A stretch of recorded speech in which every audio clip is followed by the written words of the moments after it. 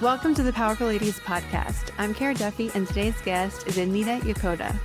She's a marriage and family therapist turned interior designer who you may have seen on Good Morning America and the Drew Barrymore Show, as well as recently on the TEDx stage.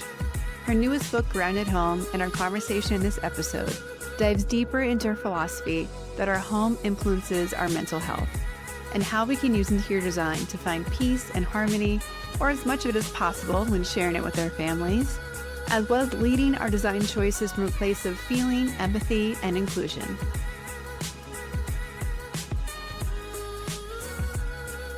Welcome to the Powerful Ladies podcast. Thank you, Kara. I'm so happy to be here with you and the listeners. Let's quickly tell everyone your name, where you are in the world, and what it is here that you want to talk about today. My name is Anita Yokota, and I am a licensed marriage and family therapist turned interior designer. I live in Southern California with my 3 girls, and just really happy to be here.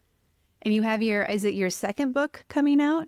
Yes, I'm very excited to share that with Penguin Random House. I'm launching my second book. It's called Grounded Living. What I really love and what my passion is to share using my psychology background and then infusing it with interior design and having that method I've developed over 25 years of home therapy, where we use our homes as a tool for our nervous system, for our mental health and wellness. I was so excited to see that you were a yes to coming on the podcast, because the philosophy that you bring to how we decorate, organize, infuse life into our homes rings so true to me. I have some clients who are home organizers. They're in the same kind of philosophy mindset as you of our spaces impact us so much. We do not need to be on a neurodivergent spectrum to be influenced by them every day. And one of the questions that I have is, there are some people who love the maximalist look, who love lots of color, who love like eccentric mixing of different styles. I personally get excited by some of those visuals when I see them on Pinterest or Instagram, but they don't work for me. So can you have a maximalist, very colorful, a lot going on space and still be in harmony with your nervous system? I love this question. It's really interesting because when I meet with my clients, instead of focusing on the aesthetics first, I really try to get to know their core desire, their why of their renovation project or their styling project. And a lot of it comes from internal struggles about feeling calm or feeling harmony in their home so they can be pursuing bigger dreams and goals, right? Mm-hmm. And so when it comes to choosing colors and textures and maximalist versus minimalist, it really comes down to, well, what do I want to achieve in this space for me and the relationships that live in this space? So it's not just about updating cabinets or lighting. It's really thinking about, well, who's living here? Is it just me? Is it me and my kids, my partner? How do I want to thrive in this space? And then once you identify that core desire, everything, I promise you, falls into place. So for you, it sounds like calmer colors, more neutrals, or things that even just like tactile wise makes you feel more calm is the way to go in probably majority of your home. And for other people who love colors and textures, maybe the majority is bringing in more colors and things. But my biggest trick as far as design and our neuroscience and how we interpret that design into our body is muted colors. So I like kind of combining the two of finding colors that are maybe more pinks and oranges and corals or yellows, purples, and adding a gray undertone. So those muted bright colors can add more punch to your room that you may want more productivity in, or you want that energized feeling because this is your family room that you want more conversation and connection with your family. So that's my little design trick in finding that balance. But also nature is our best example and our best friend in that kind of design stimulation. So in my second book, we talk about biophilic design, which is bringing not just plants, but wonderful colors and textures that we already see outside. And as there's different landscapes, some are so bright and lush, like the tropicals, like in Costa Rica, it's really stand out. And then there's Palm Desert or the ocean where it's very like monotone, like the sand and then the blue sky and the blue water. So there's so many examples that I feel like we can extract and put into place in our home in a way that feels like us. You recently did an Instagram post where you said, nature is never cluttered. Yes. And I heard that and I was like, yes, yes. And there's so much science coming out today about forest bathing and how we can basically hack our nervous system by leaning in on nature. But this idea that nature is not cluttered, there's so many people who are dealing with mental, spiritual trauma, let alone physical clutter in their lives. What have you learned in putting this book together about the clutter component specifically and how it impacts us? So my biggest takeaway, because I'm also a busy mom of 3, my biggest takeaway of organization is us tackling the clutter versus what needs to stay in the room and sustainability in managing that. There's so much cognitive load in managing the clutter day to day that I think we subconsciously just absorb in our homes and don't realize how heavy it can become for us. And so with nature, if you kind of notice again, going back to how the landscape and there's a foreground, there's a background, there's a midground, in how they just organize the spaces of like deep in the forest is where the deer, and I always think of Bambi, where like it's deep forest and that's their sanctuary, that's their home. And then they venture out into where the creeks are, where the lakes are to gather the water. And then the middle is maybe where the gathering of the food. And like, so there's zones is basically what I'm trying to say. So at our home, I think it's really important to have zones, organize the spaces into zones of intentionality. And what you, again, you have a symbiotic relationship with your home. What you want to get out of it is what you put into it. So organizing zones of entryway for busy families, at least for me, is always the bane of my existence. Shoes, backpacks. We have a hoverboard that I can't seem to get rid of. They just love this hoverboard. And it's like, my oldest is 20, but this is like a core memory for them. So juggling all these like high traffic areas and creating zones is a good way to start. You touched on something also about there being multiple beings in the home. And when you're trying to service multiple nervous systems, I imagine it can get complex. We've had a past guest, KJ Atlas, is a location-based astrologer. And I think her work is so fascinating. And I'm like, great, like this city works for me, but it doesn't work for everyone else in my family. So I feel like there's often conflict between the people you love that you want to share a home with and either the aesthetic or the vibe or hoverboard, no hoverboard conversation. How do we marry that so there can be harmony for as many people as possible, as often as possible? I have a very poignant story to share with you. So when I first started out into this whole interior design, shifting from licensed therapist to interior design, I just started an Instagram account. My sister was like, just start an account and share with people how you manage your own home and your life. And my oldest is more of an introvert, and her style was not necessarily my style. Thankfully, the other family members were a little bit more flexible and fluid. But as she grew older into her tweens and teens, I had to be very mindful of this is still our home. And so I may be giving people interior design ideas and home therapy ideas, but switching things out too often really jacked up her nervous system. She found home to mean something as far as stability and consistency.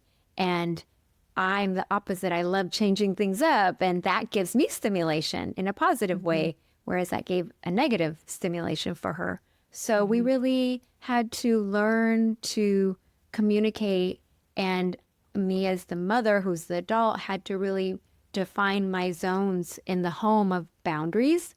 Like, okay, for sure, I'm never going to go into her domain, which is her bedroom. My other two loved it when I revamped their home, their little home, right, their room, and put up a blog post about it. They were thrilled.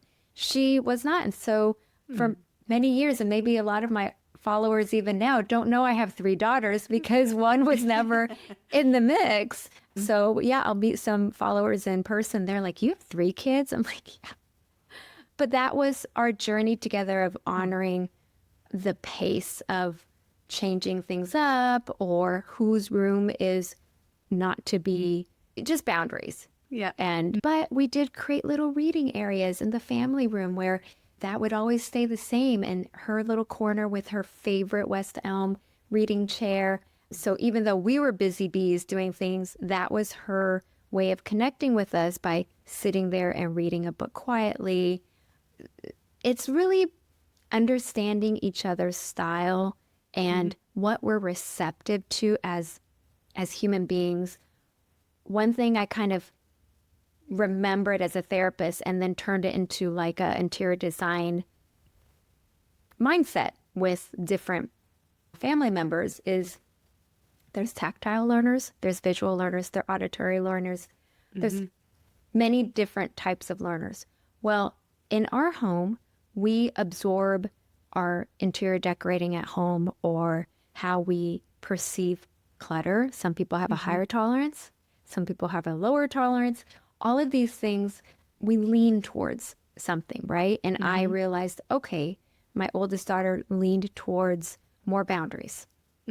And so for someone who's struggling with the same, because it could just be a partner who just leaves piles of laundry or dirty clothes on the floor in their bedroom, it's really understanding what makes them tick, what makes their nervous system work, and then extracting the strengths of each other and then minimizing the negatives and coming into the middle. So in a way, it's like couples and family therapy where your conflict resolution skills need to come in and your positive communication skills need to come in. And last but not least, just empathy for each other. And that's what I was really hearing is so often there's a one domineering decor aesthetic.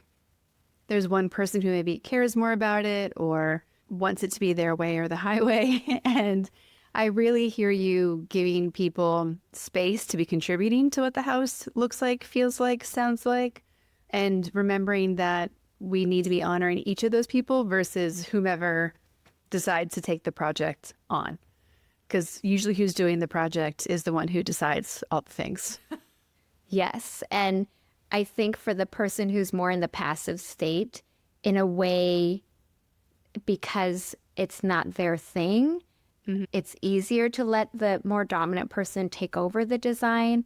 But at the same time, we don't want to kitchen sink, like throw away everything and throw away your power. So it's finding that give and take balance of communication and empathy and style to find that design utopia, that balance that both or more people in the home can tolerate and actually over time appreciate.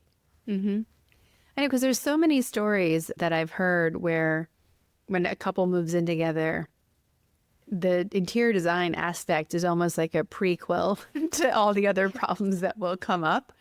It's almost like maybe your philosophy on living together or not before people commit to a long-term relationship. Maybe you should just to see the interior design, how that goes down. It's not just about building a piece of furniture together, or hanging wallpaper or painting. It's really, if you can't feel heard in that process, will you be heard anywhere?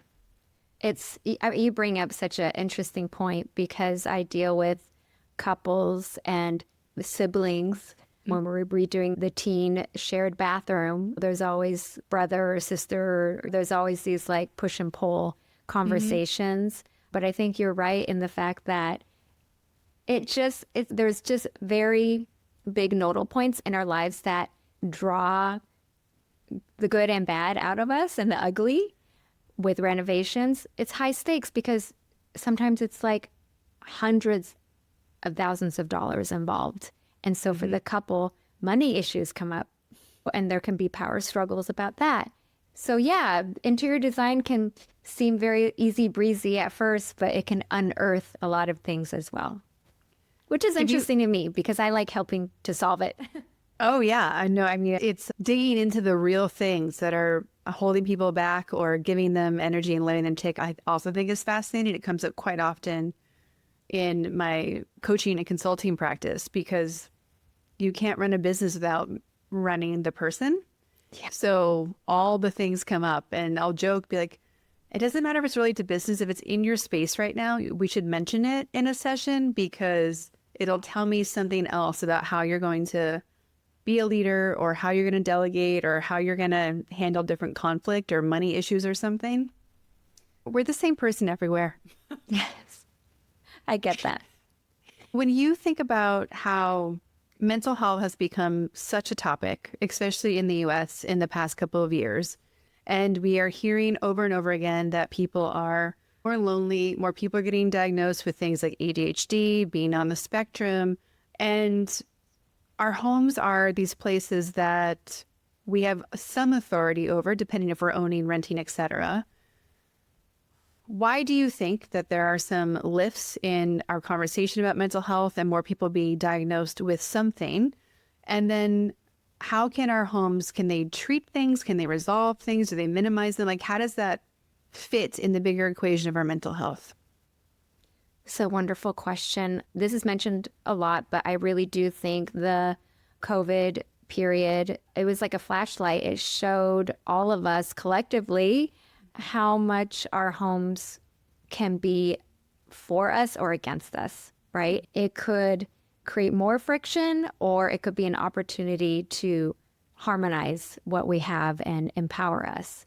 And so from there, I think I remember even social media, there was so much more talk about ADHD even, but even the word gaslighting, that was a word that was not common to say, but now everybody knows that word. Everybody knows the word narcissism. And that's so helpful to, I'm for it because even for the younger generations, Gen Z, Gen Alpha, to have words is so powerful. And with you as being a business coach, you're a speaker. Words are so powerful and to shine our light through our voice. And so to find words that define how we feel from the inside out is something that I was elated about. And so that's where I think it kind of started trickling into the mainstream. And now, and then at the same time, DIYs. I don't know if you remember social media. We were all just staring at our house, looking at all the things that were wrong with it. I had the best years of my interior design practice in those years, which is crazy, but people wanted to work on their house even through that uncertain period. In Southern California, my landscape designer, she was the architect for all the outside stuff. We had more pools put in during that time in Southern California than ever because everybody wanted outdoor space. And so I think with the mental health, the verbiage and the awareness, that has been such a plus. But now we're kind of moving beyond the terminology. And I think we're all craving, like, what do we do with that now in our homes? Again, to me, it goes back to nature because we are organic beings. We are made of water and the cells in our heart and our lungs, like everything is organic. And so we crave outdoors, we crave natural light, we crave plants, we crave life. And so now I think the next level is to maximize our homes into a space that can empower us to be the best version of ourselves through authenticity by using natural elements. I think a lot of people, when they think of a calming home, they imagine something like a Scandi, Jeppy mix, a lot of neutrals, a lot of nothing. And I think for most people that feels maybe too stark sometimes. So for somebody who's maybe feels like the pendulum swinging, how can they start to look at their space and either remove things or add things to kind of find more of that groundedness? That's another great question. I love your questions, Kara. Yeah. One way that I think is almost foolproof is, again, we are drawn to different landscapes. And in my book, I've divided into 4 landscapes. So it's ocean, mountain, meadow, and desert. And depending on your space, that evokes different energy, right? Because we all bring energy into our home gives us energy. And so my advice is to start small, find a space that really has been giving you a headache, like where you just every time you walk in that space, you're like, oh, find that pain point space and start small and really experience it in the way of like, how do I want to be in this space? How do I want to function and thrive in here with either myself or other family members?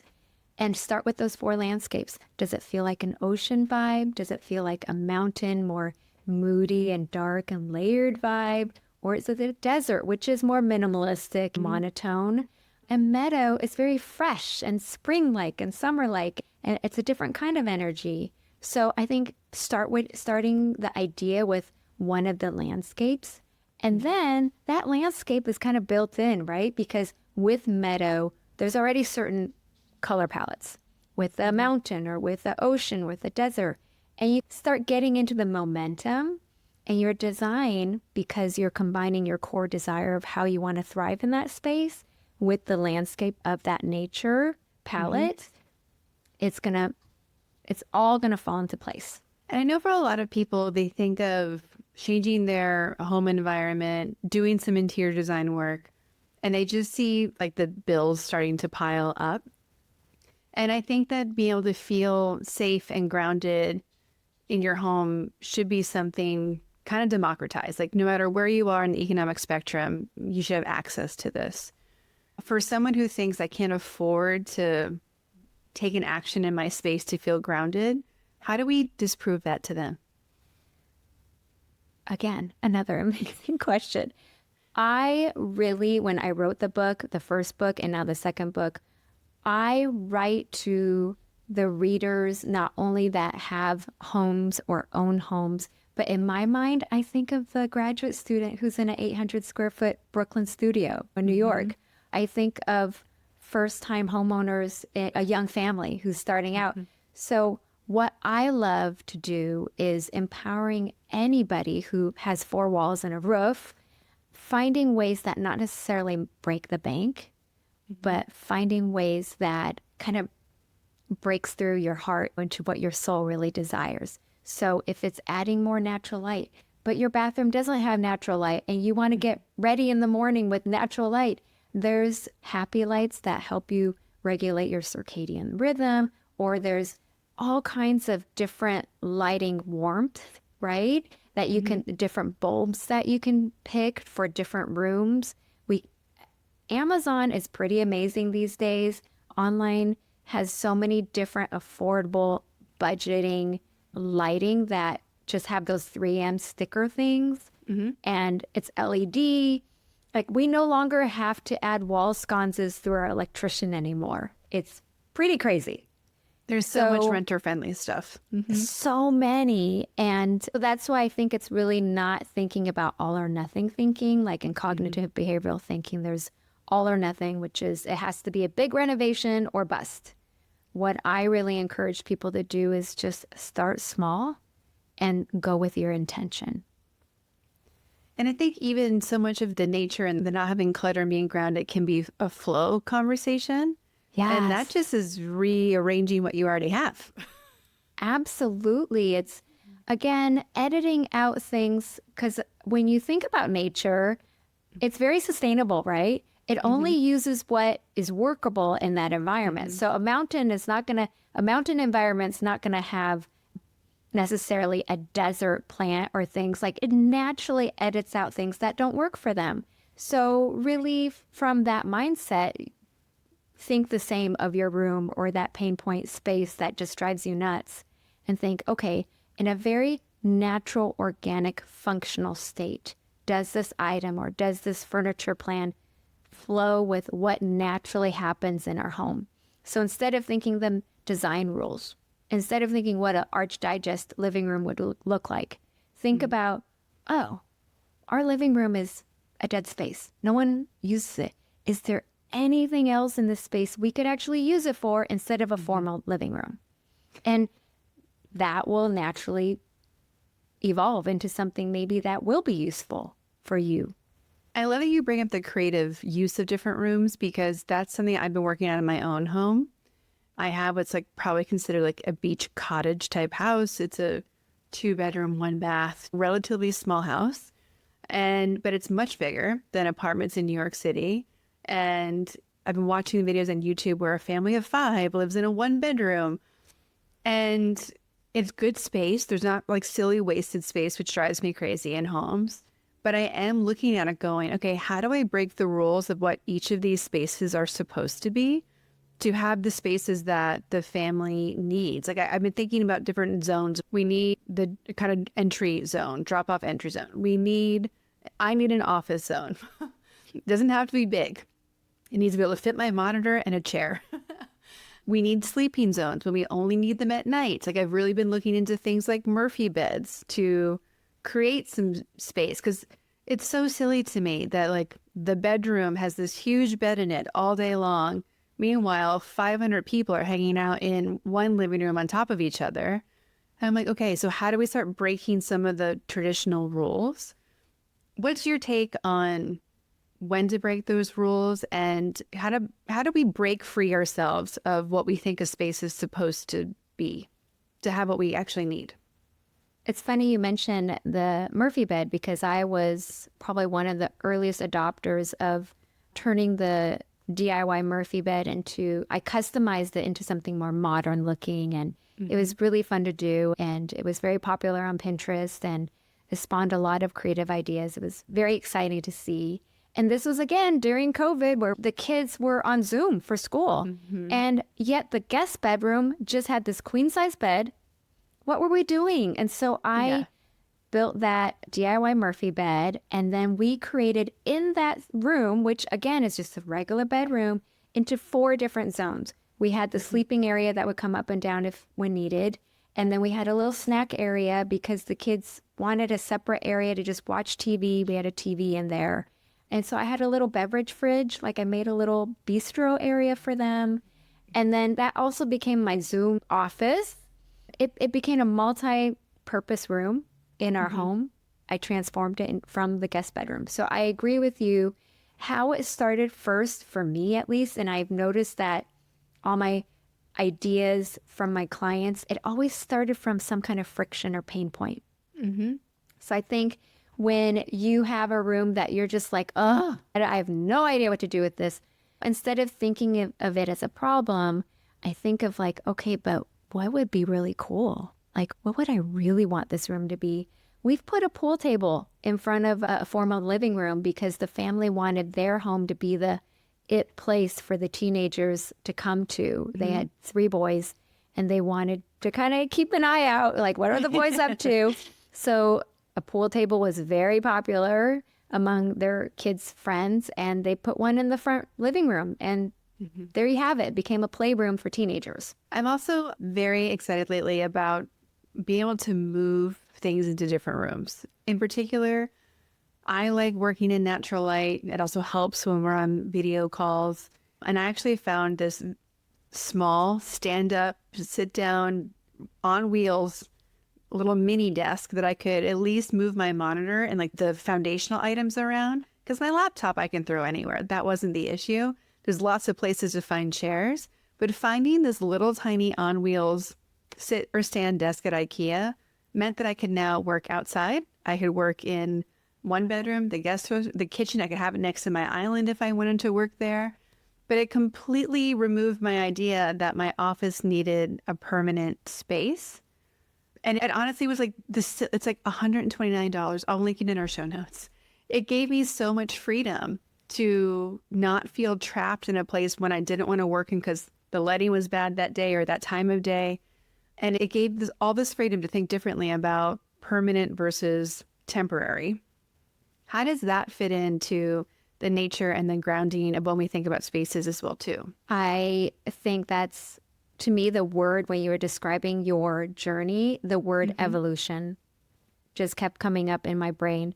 And as you and I experience outdoors, even the weather lately has just been so crazy. It's like 103 degrees, then it's like 65, then it's another. We can see how nature evolves. And I think there's such a connection between our journey in our homes and how nature, again, has that ebb and flow of like the seasons, right? Even if you were to pick a palette or a landscape, the 4 seasons impacts that palette and the landscape. So in our homes, why are we boxing ourselves up to be one design only or one style only? As we evolve as people and individuals, and surely as families evolve, because I know my style or my priorities as far as functional space changed drastically when the kids were babies, to toddlers, to preschoolers, to all the way to tweens and teens. And now I have a college student who comes back to visit during spring breaks, summer breaks, long weekends. And our family has had to shift greatly to meet everybody's needs. And so when we think about how the weather, the colors, the seasons evolve and change constantly, it's never perfect. And so why are we putting perfectionistic standards in our homes and expecting us, who are imperfect beings, to live in? That's a standard that's not realistic. So what I like to encourage people to think about is, wow, nature is imperfectly perfect. And aren't we imperfectly perfect? Like, isn't it awesome that we get to be imperfect, but at the same time, it's so awesome just to be? So a lot of evolution in our home is a good thing, and not letting design rules or ideas of magazines or other things impede on our journey in our home, and finding that peaceful balance of design and wellness. I want to go back to your career pivot. What made you feel brave enough to make such a radical shift in your career journey? At the time, I was nearing almost 2 decades of doing counseling in a office, and I have always been a creative person. And what prompted me to pivot from a licensed therapist to an interior designer was honoring that creative itch I had to help people in a way that was much more dynamic, being outside the 4 walls of an office. For me, I needed to be outside. And even though we're renovating the inside of a house, I'm still driving and being outside and taking inspiration from nature for my designs for my clients. That was much more stimulating in a positive way for me. That was something longevity-wise as a career I could see. My dad's an architect, and so I grew up with a lot of design infused into our everyday living. I think that probably was already inside of me, that little itch. But I still wanted to help people because I'm a highly empathic person. I'm a highly sensitive person. I didn't want to let go of that. And so over time, I was doing so many home visits for therapy clients, but yet found myself arranging their pantry or arranging their front entryway. And I'm like, what? My home therapy method definitely naturally started coming to shape and form without even me knowing yet. And so after some time of doing therapy in private practice in a office, I decided it's time for a change and let's just see what sticks. I had no clue, Kara, I would end up here. I feel so blessed, and I hope the women who listen the women and men who listen to your podcast can see this as an example of following your intention and your heart. Of course, me being a creative, the financial side, which I'm sure you appreciate because this is your lane, is being responsible and realistic about pursuing a second career. That part was a little bit more of a struggle for me. And I continue to having to learn about the financial side of having a creative business. So I'm learning, I'm growing. But yeah, so it was just really going with my heart, fulfilling that creative itch. And for sure, I wanted to keep that idea of helping people as my mission, I didn't want to lose that part of pivoting. So that's kind of how it happened. I think there's so many people who are wanting to serve people in the way that they know that they serve. You didn't change how you help people. You just changed the box that it was in, right? And the fact that you were able to cross over so many of the things that you were seeing. I've had many people call me who were therapists and say, I want to love on people in a little bit different way that I'm not allowed to in this licensing box. Can you help me build this other side of my journey and the way I serve these people I care about? Because I really hear in your share that you would go into people's home. It's different ways you're hugging them. Here's your pantry hug. Here's your house hug. Because when you see the whole world that people live in that they can't see themselves, you can't help but be like, oh, maybe blue, not red.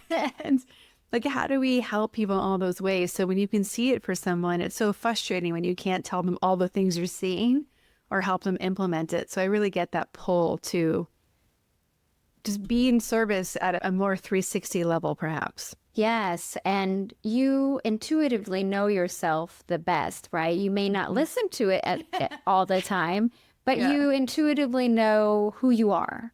At least we're always searching for that. After a certain age, in developmental phase, right? After kids, you start thinking about what else you want to do. And so that's where I was at. I was like, okay, I'm done having kids. I love them. I'm still going to be the hands-on mom, but I'm also an entrepreneur at heart. My grandma was an entrepreneur. My mom, we have a very female, strong lineage of entrepreneurs on my mom's side. And I just was never a 9-to-5 girl. I was just never. And private practice was not 9 to 5. So that was already a step up. But being in an office just wasn't me. And I finally just took a leap of faith out of, again, not necessarily Joan of Arc bravery. It was more of this is just too much. I'm not happy. I'm not happy. And then I felt guilty. Well, but I'm supposed to be helping people. So why am I feeling guilty that I don't not want to help people? But just not in this modality. Yeah. So that's kind of where it spawned. And I think part of all the things that I do is in a space of often giving people permission to do things the way that they know, to your point, they're supposed to be doing them. Entrepreneurship is such an incredible avenue for women who want to have their all. Because so often the corporate life or a 9-to-5 life doesn't fit all the other things that you want to do and be. It doesn't fit with wanting to be outside during daylight hours. It doesn't fit being a parent most of the time. It doesn't fit getting to work and travel the world if that's your thing. So I think that there's a lot of craving that women have to be all the things that are in our wheelhouse when we have the authority to decide, how are we generating income? How are we interacting with our community? How are we giving our gifts to other people? And following someone else's set path is never going to allow us to be fully lit up in that way. Are there people who the corporate experience is for fits? Yes. But can we choose which path that is? There's even days when even if I go and work at a shared workspace, and even if I'm there 9 to 4, I suddenly feel so fancy. Oh, we're leaving the house. People are going to see what I'm wearing. Yes. I'm going to interact with strangers. Yes. Maybe there's someone cute to flirt with there. This is so exciting. So I think we need to find what that rhythm is for ourselves. How do you define a powerful lady? A powerful lady is allowing yourself to find, my human cry, allowing yourself to find that powerful lady inside. I think so many times we don't allow ourselves to find it because there's other roles that we have, and I think as female roles, we're always in that caretaker position, that management position. Yeah. It's always managing others, managing this, managing that. And I've come to a place in my life where I finally, through trials and tribulations, which someday I'll be able to share more, it's really forced me to go, no, I own my day. I own my choices. But what I really want to share with the women who are listening and men is it's okay to not know who you are as a powerful lady yet. If you like, that's the messy middle is where I always tried to kind of skirt away from, because again, we're kind of used to being in control, right? Or we think, well, we got to be the fixers. So really giving ourselves that room to be messy, because it's through that messiness that we can find our internal strength to be that powerful lady. So I know I kind of went roundabout, but that's been my own personal journey of being a powerful lady, is really owning that internal strength. And once you own that strength, the expansion is to infinity, right? But it's going through that messy middle to finding it, to owning it. And it's always a journey, right? Each phase and season we're at can change. But I think once you really truly find your internal strength and your voice, I'd like to think, because I'm just about to reach that expansion point, is everything else on the outside falls into place. So external validation, career success, financial success, love, everything, successful parenting, all of that is reflected in your clarity from the inside first. What was it about that had you so moved? So I'm going through a life transformation, a change in my life that's really forced me in a good way to look at, well, what is it that I want to get out of the rest of my time here on this earth? What are my priorities?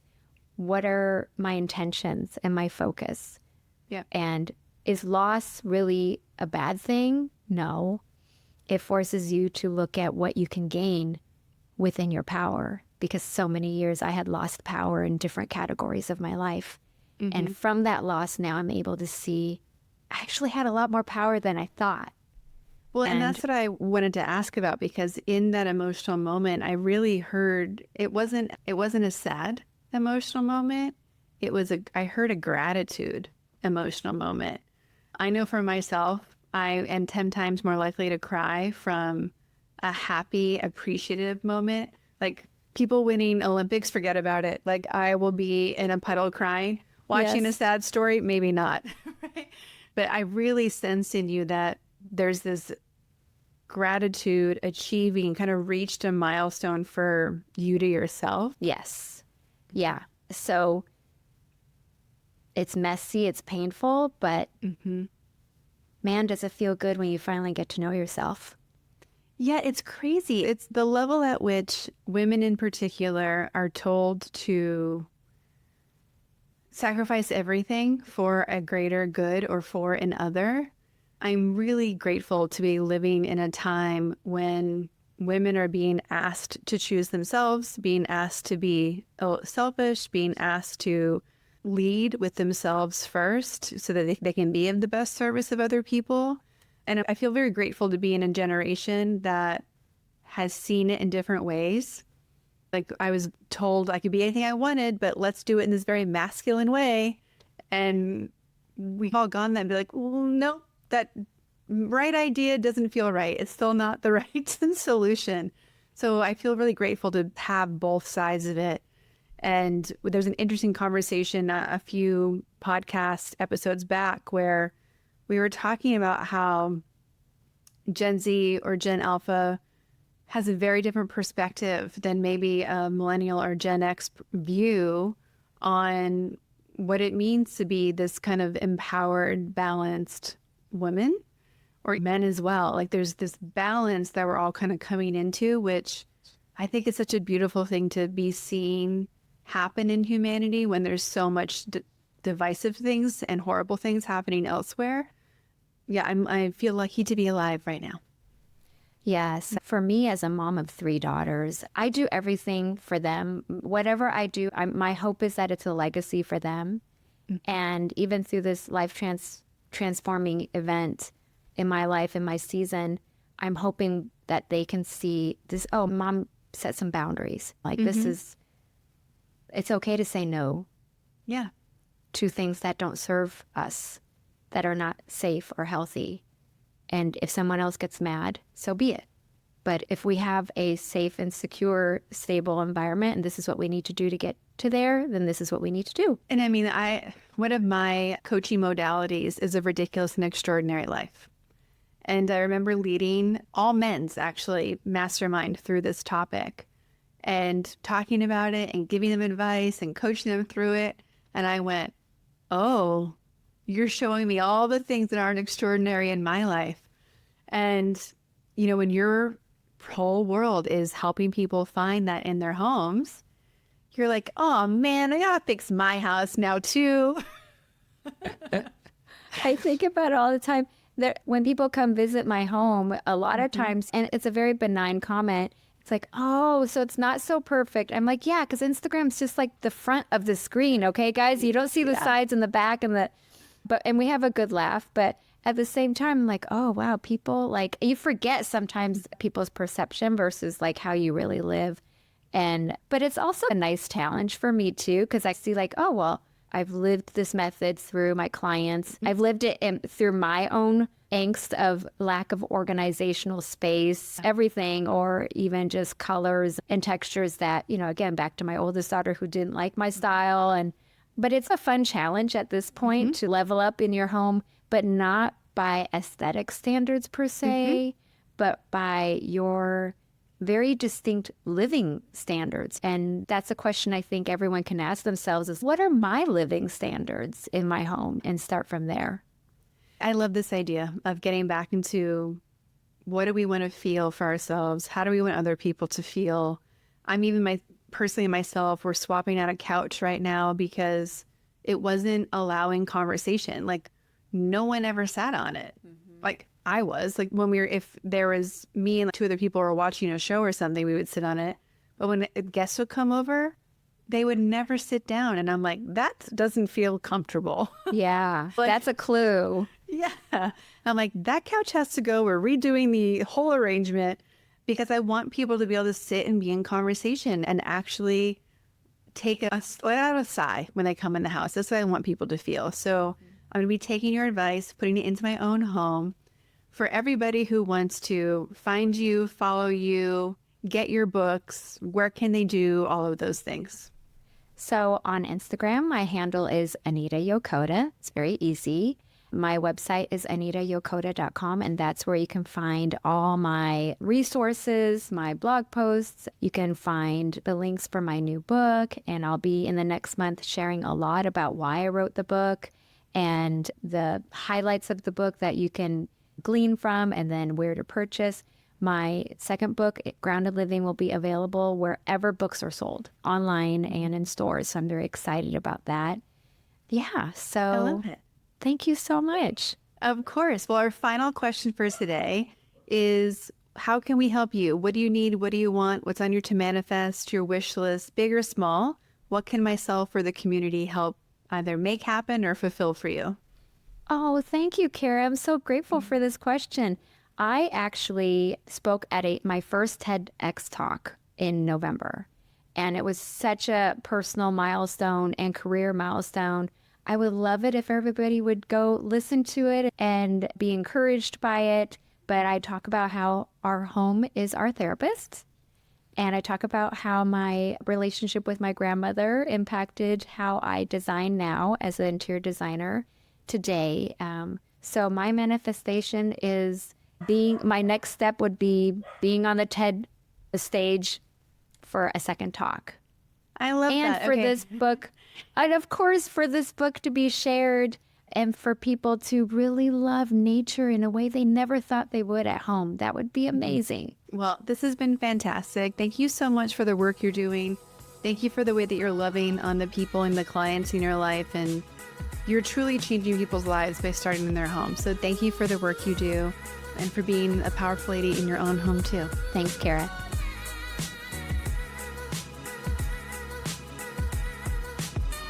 Thanks for listening to the Powerful Ladies podcast. If you enjoyed this conversation, please subscribe, leave us a review, or share it with a friend. Head to thepowerfulladies.com where you can find all the links to connect with today's guest, show notes, discover like episodes, enjoy bonus content, and more. We'll be back next week with a brand new episode and new amazing guest. Make sure you're following us on Instagram or Substack at Powerful Ladies to get the first preview of next week's episode. You can find me and all my socials at karaduffy.com. Until then, I hope you're taking on being powerful in your life. Go be awesome and up to something you love.